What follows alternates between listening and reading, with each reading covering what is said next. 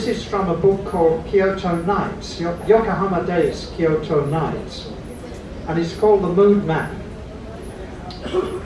Everywhere, the old city haunts the new and beckons from corners of gardens like green eyes, fragments of sacred walls like old bones, street names whispered like words from the mouth of the past. I look through a doorway into my own heart, and down narrow streets trace traces of another Kyoto. Like a sudden blow, I feel the pressure of change. I pass from shadow to glittering streets, tourist in a new city. I carry the mood map of the old.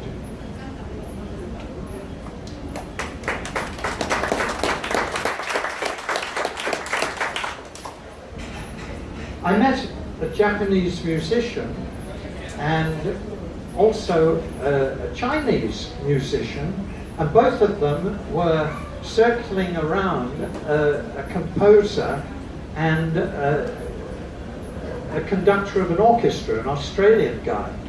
Anyway, the Australian guy eventually married the Chinese woman, and they were having a baby.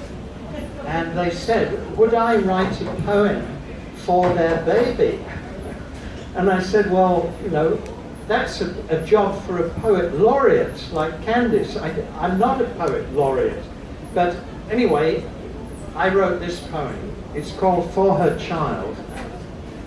And it works on a kind of musical metaphor because they were all musicians. Out of the quiet dark, a few brief notes, like some figure as yet vague, some gesture of sound. The miraculous white elegance of bone curves and is a stave from which the new song will not be long to grow.